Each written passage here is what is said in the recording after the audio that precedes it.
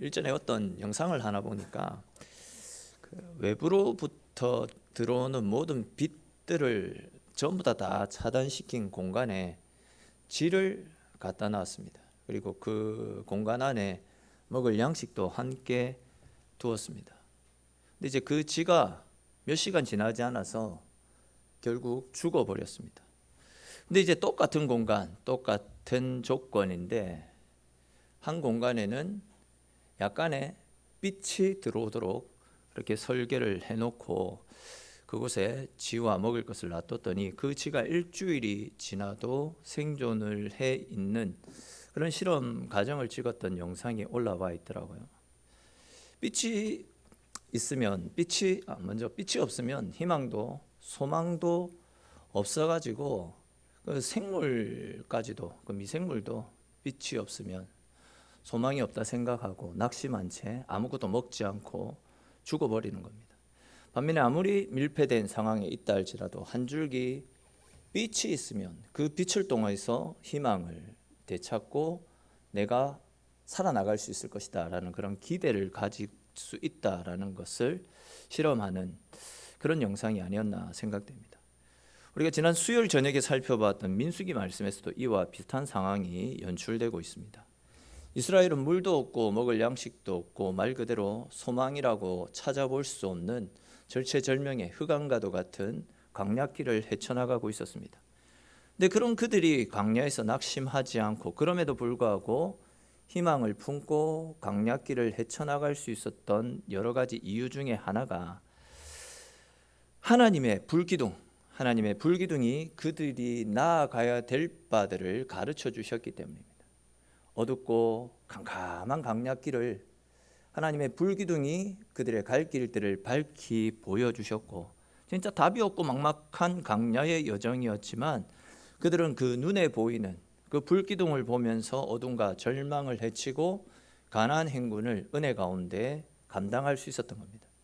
결국 그들은 불기둥을 따라서 가나안 땅에 들어갈 수 있지 않았습니까?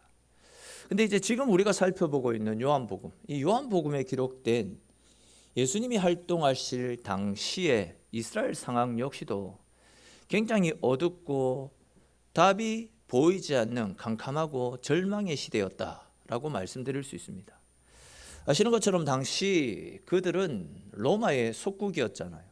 정치, 문화, 행정, 무엇보다도 종교적으로도 모두 로마의 간섭과 통제를 받으면서 아무런 자유를 누리지 못하고 있는 말 그대로 억압받고 있는 상태였습니다. 그런 가운데 이제 종교적으로라도 바른 말씀이 선포되어지고 말씀을 통해서 그들에게 희망을 제시해 준다거나 아니면 영적 갈급함들을 그들 가운데 채워줄 수 있었으면 너무나도 좋았을 텐데 당시 모든 상황들이 지금 우리가 쭉 살펴봤던 것처럼 모든 상황들이 특별히 이제 당시 종교 지도자들은 백성들의 그런 영적 상태는 완전히 내팽겨쳐 둔 채 그들의 배를 불리는 일에만 급해 있지 않았습니까?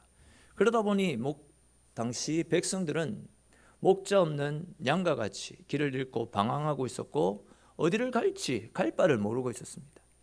한 줄기 빛도 없는 곳에서 진짜 서서히 죽어갔던 그 시름지처럼 영적으로 육적으로 이스라엘 백성들도 병들어 죽어가고 있던 상황이었습니다. 그런 시대적 상황 가운데 그들을 어두운 가운데서 이끌어 주시고 다시금 그들을 회복시켜 주실 메시아, 한 줄기 빛이 되시는 메시아를 애타게 소망하며 살아가고 있던 때였습니다.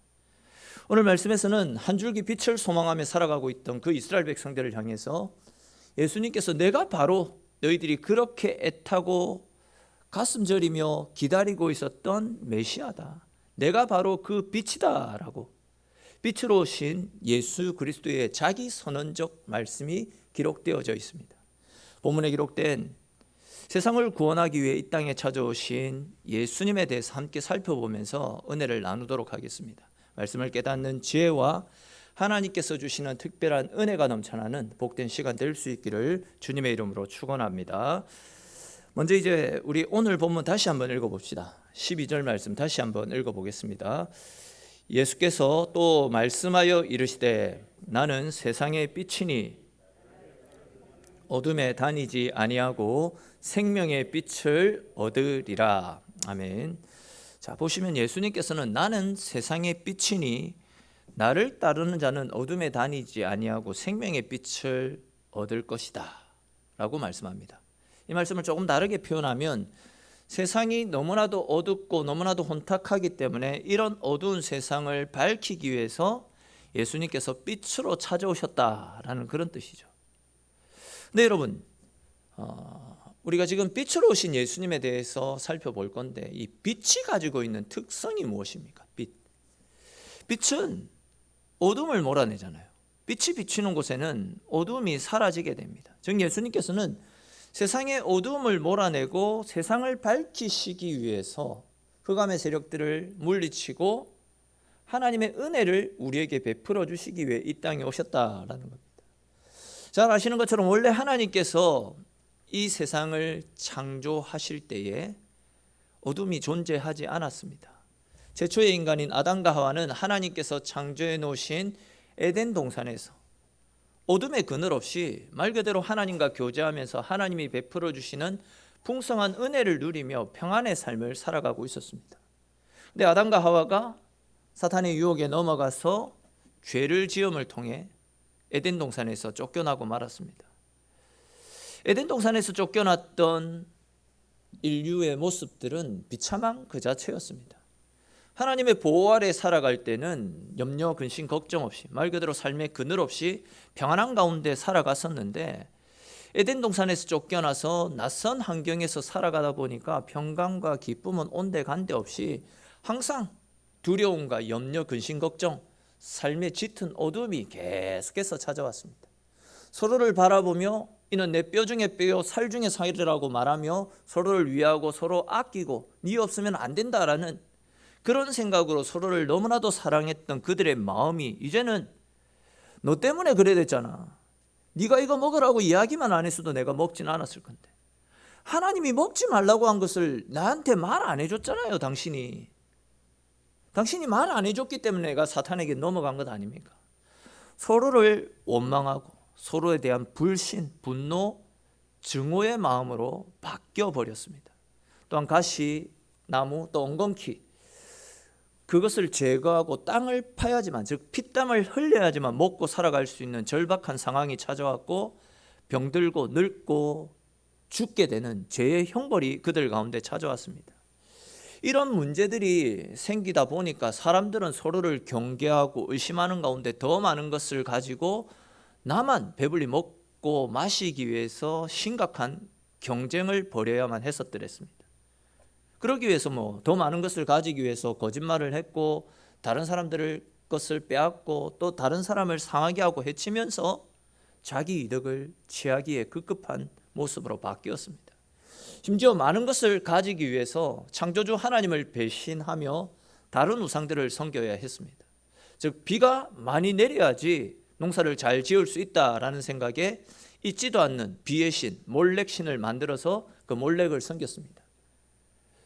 땅이 풍성해야지 땅의 소산도 우리에게 많아질 수 있다. 이런 생각으로 땅의 소출을 많게 하는 바알이라고 하는 신을 만들어 바알 신을 섬겼습니다. 또한 있지도 않는 바다의 신을 만들어서 바다에다가 제사를 드리고 제물을 바다에 바쳤습니다. 오로지 먹고 마시는 내 배부름을 위해서 온갖 불의와 불법을 저지르며 살아가고 있었습니다. 인간의 이런 불의한 마음과 사탄의 전략이 딱 맞아떨어지면서 온 세상이 죄로 뒤덮였고 온 세상이 흑암 가운데 머물렀습니다. 그로 인해서 하나님의 진노가 이 땅 가운데 임하게 되었습니다. 한마디로 온 세상이 영적 암흑 시대에 뒤덮이게 되었고 그 결과 전부 지옥으로 떨어지는 영원한 형벌 아래 너희는 참 비참한 처지에 놓이게 되었습니다.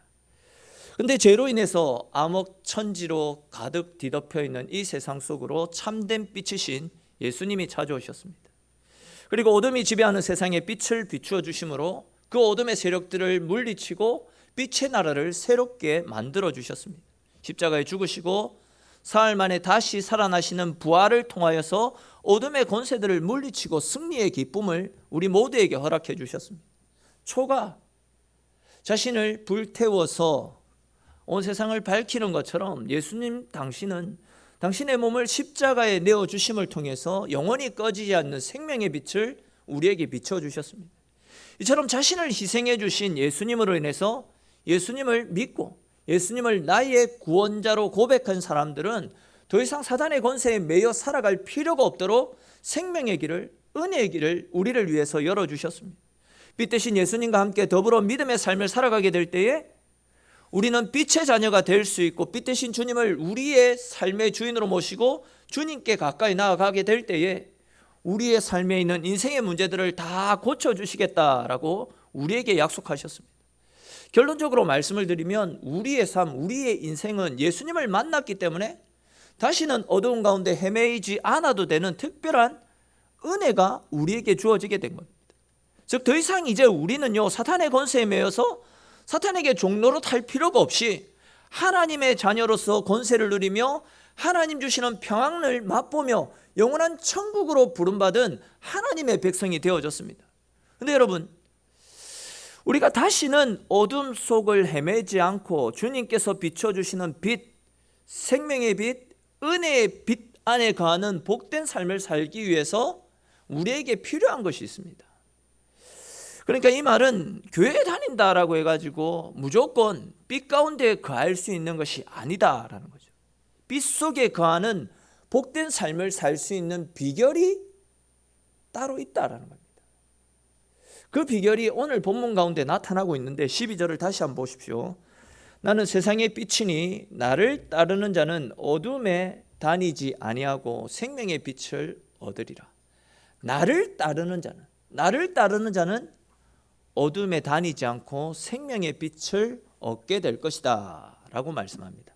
다시 말해서 예수님을 따르는 사람은 누구든지 그 빛에 들어가 영원한 생명과 영원한 안식과 기쁨을 누릴 수 있다라는 겁니다. 근데 이제 여기에서 중요한 단어가 예수님을 따른다라는 겁니다. 예수님을 따른다. 근데 이제 이 예수님을 따른다라는 이 부분을 원어상으로 살펴보니까 지금껏 우리가 머물러 있었던 자리나 삶의 방식들을 다 버려두고 다 떨쳐버리고 그 뒤에 예수님을 따른다라는 그런 의미를 가지고 있습니다. 잘 아시듯이 그 자리에 그대로 머물러 있어서는 결코 누군가를 따라갈 수 없지 않습니까? 즉 누구를 따라간다라는 이 말은 내가 머물러 있던 그곳에서 떠나야 된다라는 것을 전제로 하고 있습니다. 어둡고 불의한 자리, 하나님의 뜻에 맞지 않는 옛 습관의 자리들에서 벗어나야 된다라는 거죠. 나의 더러운 옛 습관들을 탈탈 다 털어버려야 된다라는 겁니다. 그렇게 해야지만 예수님을 따를 수 있고 주님께서 주시는 빛의 축복을, 하늘의 은혜를 누릴 수 있게 되는 겁니다. 우리 이와 관련해서 아브라함의 경우를 한번 생각해 보면 좋겠다 싶은데, 우리 창세기 12장 1절부터 3절까지 기록된 말씀 같이 한번 읽어봅시다. 아브라함 창세기 12장 1절부터 13절, 이 말씀 속에는 하나님께서 아브라함을 향해서 가지고 있었던 원대한 축복과 원대한 은혜가 어떠한 것인지 기록되는데 우리 같이 한번 읽겠습니다. 여호와께서 아브라함에게 이르시되 너는 너의 고향과 친척과 아버지의 집을 떠나 내가 내게 보여줄 땅으로 가라. 내가 너로 큰 민족을 이루고 내게 복을 주어 내 이름을 창대하게 하리니 너는 복이 될지라. 너를 축복하는 자에게는 내가 복을 내리고 너를 저주하는 자에게는 내가 저주하리니 땅의 모든 족속이 너로 말미암아 복을 얻을 것이라 하신지라. 아멘. 자, 말씀해 보시면 하나님께서는 아브라함에게 큰 민족을 이루게 할 것이고 복의 근원이 되게 할 것이고 땅의 모든 족속이 너로 말미암아 복을 받게 될 것이다 라는 엄청난 축복을 약속해 주셨습니다. 너무나도 큰 축복이 아브라함에게 약속되어져 있죠. 그런데 이제 말씀을 잘 보시면 중요한 것이 하나 있습니다. 아브라함이 하나님으로부터 이런 은혜와 큰 축복을 받아 누리기 위해서는 먼저 무엇을 해야 됩니까? 자기 고향과 친척과 아비의 집을 떠나는 것, 즉 옛 생활에 습관이 묻어있던 옛날 것을 버리고 그것을 떠나는 일이 선행되어질 때에 하나님의 복, 하나님의 은혜가 너를 통해서 온 천하에 퍼져나가게 될 것이다 라고 말씀하고 있지 않습니까? 여러분, 아브라함의 아버지인 데라와 그의 가족들이 갈대아 우르에 살면서 했던 그들의 가업이 무엇이었습니까? 그 가문은 무엇을 하고 먹고 살고 있었습니까? 우상을 만들어서 우상을 내다 팔며 그것으로 삶을 꾸려나가고 있지 않았습니까? 아브라함 역시도 자기 아버지 데라를 도와서 그 일을 행하고 있었고 돈도 제법 벌었고 어느 정도 그 자리에서 자리도 굳건하게 잡고 있던 상황입니다. 그렇기 때문에 계속해서 갈대아 우르에 살면서 아버지의 그 가업을 잇게 되면요, 안정된 생활 속에서 편하게 살 수 있는 모든 것들이 다 보장되어져 있던 상황입니다. 근데 하나님께서는 아브라함에게 뭐라고 하십니까? 내가 너에게 복을 줄 건데, 내가 너를 통해서 온 천하를 축복할 건데, 그러기 위해서는 너의 아버지 본토 친척집을 떠나는 결단을 해야 된다라고 말씀하고 있지 않습니까? 이 말씀은 지금껏 아브라함이 의지하고 살아왔던 세상의 헛된 우상, 불의한 모든 삶들을 다 버리라라는 말씀이고, 더 나아가서 성공적인 삶, 평안하고 안정된 삶을 추구하며 살아왔던, 한마디로 죄로 얼룩져 있던 과거의 삶을 모두 던져버려야 된다라는 그 말씀을 하시는 것 아닙니까? 그리고 나서 하나님께서 보여주실 땅으로 가라. 먼저 이것을 버리고 네가 있는 자리에서 떠나서 하나님이 지시하는 땅으로 가봐라. 그러면 너에게 복과 은혜를 베풀어 주시겠다라고 말씀하고 있습니다. 그렇습니다, 여러분. 아브라함처럼 하나님을 따르는 삶을 살기를 원한다면, 하나님이 우리에게 베풀어 주시는 은혜, 하늘의 축복을 받아 누리기를 원한다면, 하나님이 싫어하시는 과거의 우리 삶들을 버리고 그곳을 떠나 하나님이 원하시는 곳으로 달려갈 수 있어야 됩니다. 내가 과거에 가지고 있던 습관, 행동, 과거에 가지고 있던 그런 사고방식들을 그대로 가지고서는 결코 주님을 따를 수 없는 겁니다. 돈을 사랑해서 돈에 빠져서 살아갔던 내 모습, 거짓을 일삼으며 살아왔던 내 모습, 교만하고 고집과 자존심, 내 이기심을 앞세우며 살아왔던 내 모습, 성공과 출세가 전부인 줄 알고 하나님보다도 오로지 성공과 출세만을 쫓아 살아왔던 과거의 내 모습들을 과감하게 던져버리고 이제는 주님과 함께 주님과 동행하는 삶을 살 수 있어야 됩니다. 그렇기 때문에 사도 바울은 에베소서 4장 22절 말씀에서 너희의 유혹의 욕심을 따라 썩어져가는 구습을 따르는 옛 습관의 옷을 벗어버리고 주님과 함께 새 옷을 입을 것을 권면했던 겁니다. 그렇지 않습니까, 여러분? 새 옷을 샀는데 그 새 옷을 입으려면 과거에 입고 있던 옷을 벗어야지만 새 옷을 입을 수 있는 것입니다. 마찬가지로 우리가 주님의 백성이 되어서 빛 가운데 거하고 하나님이 베풀어 주시는 은혜의 삶을 살기를 원한다라고 한다면 어둠의 옛사람을 벗어 던져버리고 빛 대신 예수님 품에 안겨서 어둠 속을 밝히시는 주님과 동행하는 삶을 살게 될 때에 어두운 가운데서도 빛을 보고 우리를 생명으로 이끌어 가시는 하나님의 은혜를 누릴 수 있게 되는 것 아니겠습니까? 예수님께서 마태복음 11장 28절 29절 말씀에서 수고하고 무거운 짐진 자들아 다 내게로 오라, 내가 너희로 쉬게 하리라 라는 말씀을 하시지 않았습니까? 근데 이제 참 안타까운 것은 많은 분들이 수고하고 무거운 짐진 자들아 다 내게로 오라, 내가 너희로 쉬게 하리라 라는 그 말씀까지만 딱 좋아합니다.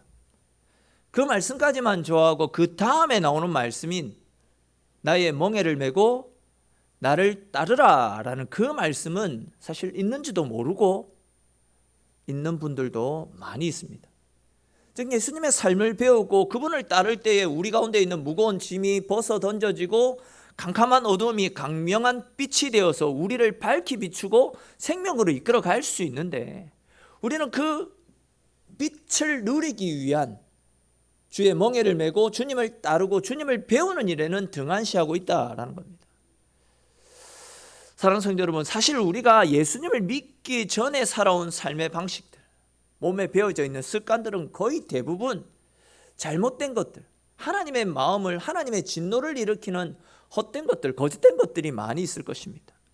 분명히 우주 만물을 창조하시고 다스리시는 분은 우리 하나님이신데, 우리는 그 하나님을 알지 못한 채 우상을 섬기는 것이 세상에서 잘되고 복받는 길인 줄 알고 세상의 거짓된 우상들을 쫓으며 살아왔습니다.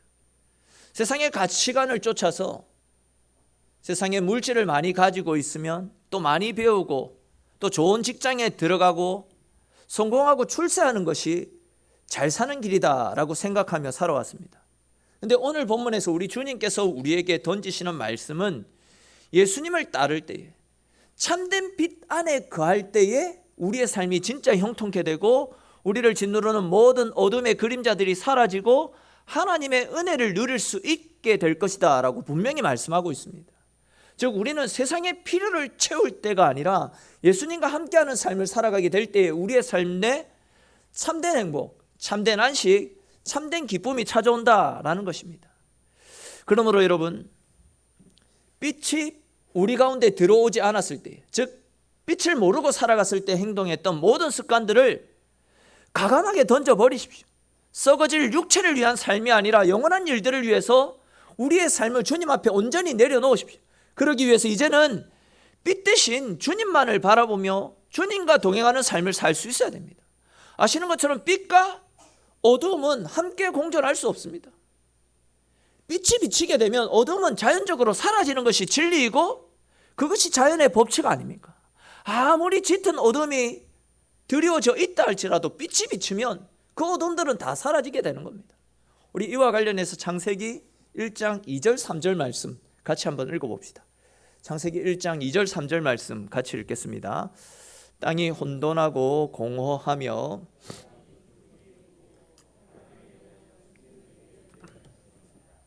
하나님이 이르시되 빛이 있으라 하시니 빛이 있었고. 아멘. 잘 아시는 것처럼 하나님께서 처음 천지를 창조하셨을 때 원래 온 세상은 혼돈 가운데 있었습니다. 공허했습니다. 세상은 온통 흑암 그 자체였습니다. 아무것도 보이지 않는 세상이었습니다. 근데 이제 그런 세상 가운데 하나님께서 빛이 있으라 라고 말씀하시니 빛이 생겨나게 되었고 그 빛을 통해서 세상 속에 있었던 모든 공허함들, 혼돈, 그리고 모든 어둠들이 다 떠나가게 되었습니다.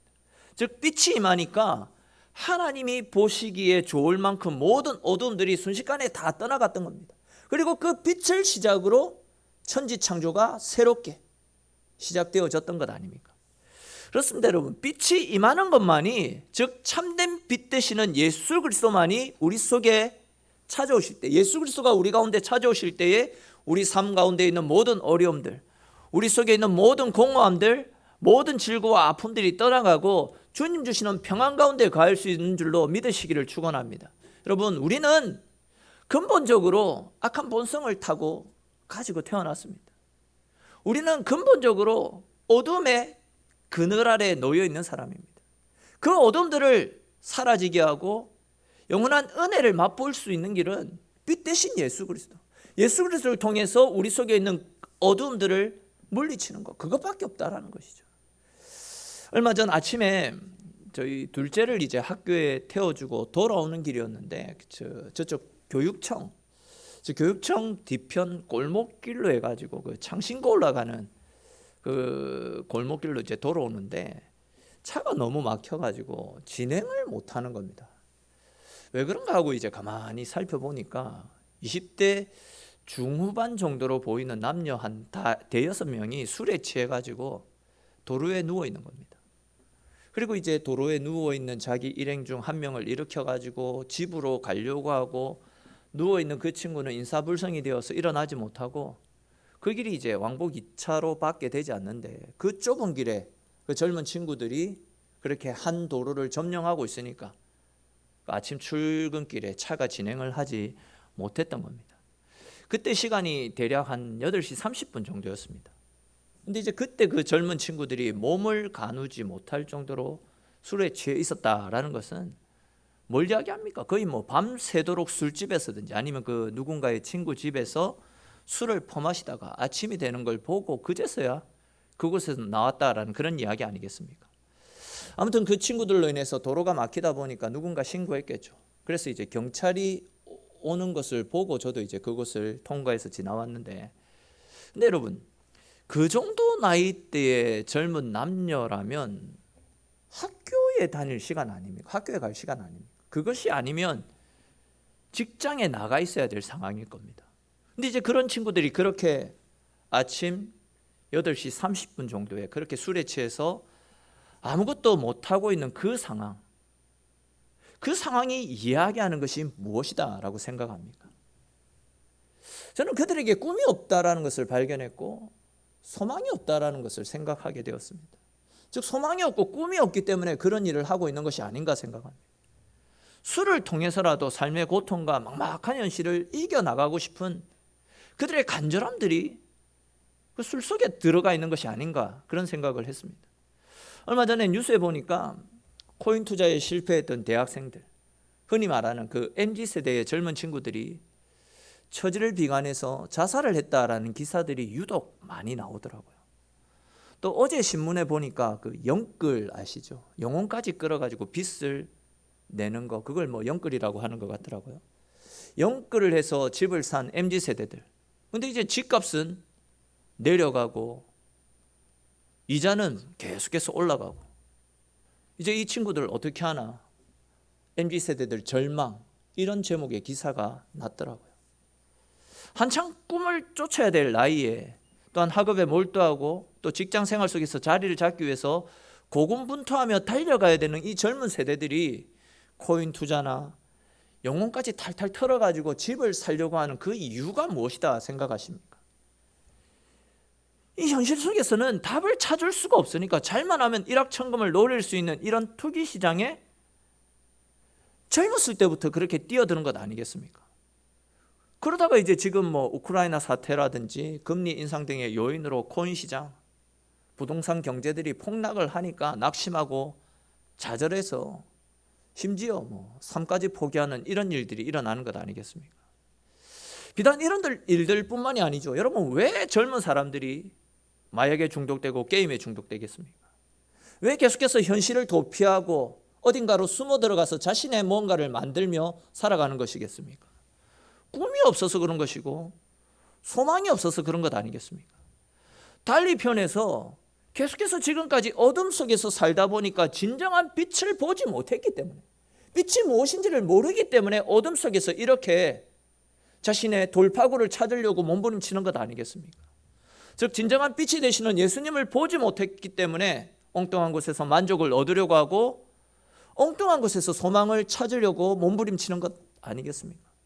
근데 보십시오. 코인이나 부동산을 통해서, 즉 물질을 통해서 만족을 찾으려고 하고 거기에 소망을 두고 살아갔는데 그들이 소망을 뒀던 그 코인, 아파트, 부동산 이런 것들이 폭락하니까 그들의 소망도 그들의 꿈도 한순간에 다 무너져 버리는 겁니다.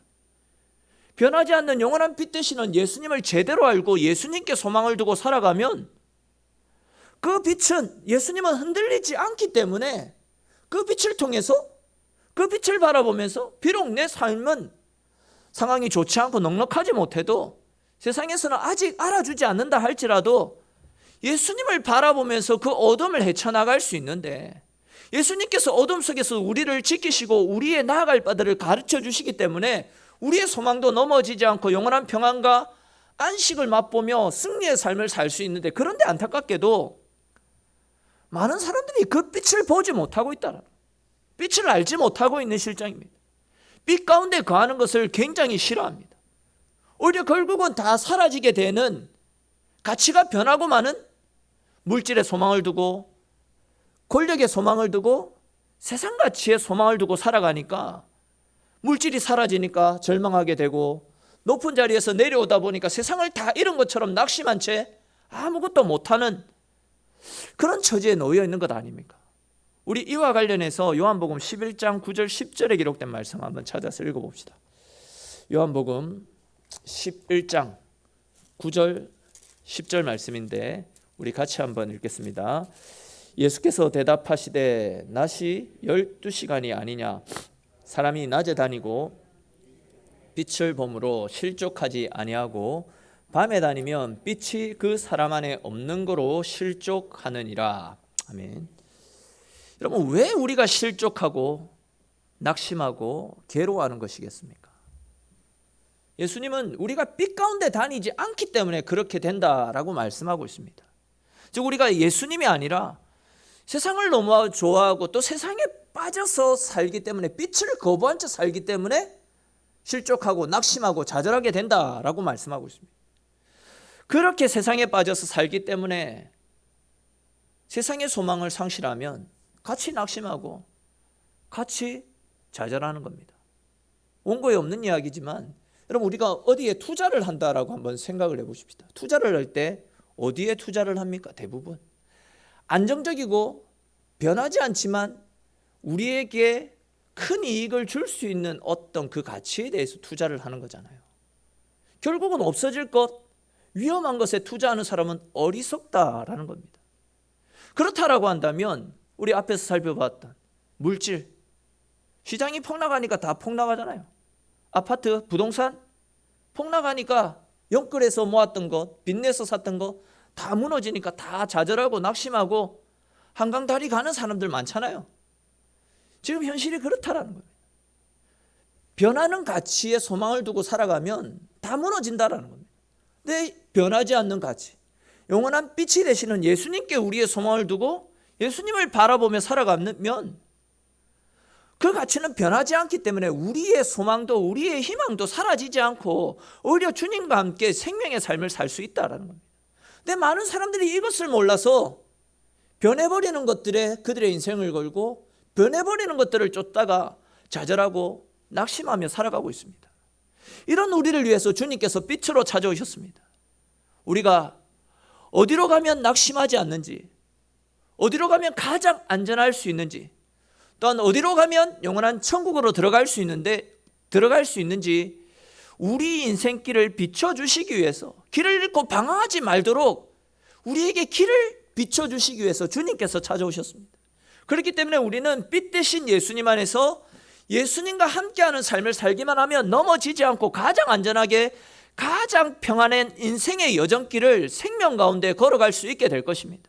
그렇습니다. 여러분, 우리에게는 아무리 가난하고 아무리 힘들고 아무리 어려운 세상을 살아간다 할지라도 우리의 빛이 되시고 우리의 희망이 되시고 소망이 되시는 예수 그리스도만 있다면 우리는 어둠 속에서도 길을 잃지 않고 방황하지 않고 생명으로 나아갈 수 있을 것입니다. 빛이 있으라 하시니 빛이 생겼고 흑암과 공허함이 다 떠나가고 은혜의 세상이 열려졌던 것처럼 빛 대신 예수님을 우리의 중심에 모시고 주님과 함께하는 은혜의 삶을 살게 될 때에 예수님께서 내 삶의 힘이 되시고 내 길을 밝히 비춰서 나보다 한 발 앞서 나의 인생길을 열어가시기 때문에 우리는 절망적인 세상 가운데서도 넘어지지 않고, 혹 넘어졌더라도 주님과 함께 다시 일어나서 새로운 출발, 은혜의 삶을 향한 믿음의 여정을 달려갈 수 있게 되는 것 아니겠습니까?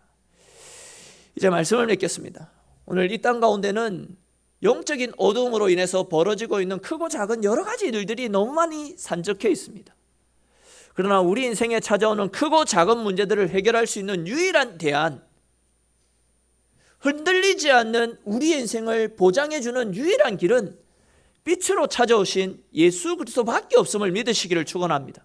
고난을 이길 수 있는 힘도, 실패를 극복할 수 있는 힘도, 좌절에서 벗어날 수 있는 대안도 예수 그리스도밖에 없고, 마음의 상처와 육체의 질병을 치료할 수 있는 길도 오직 예수님밖에 없음을 믿으시기를 바랍니다. 예수 그리스도의 생명의 빛이 비춰지는 곳에 영원한 생명과 우리의 아픔이 떠나가고 우리를 회복시켜 주시는 하나님의 은혜가 거하게 될 것입니다.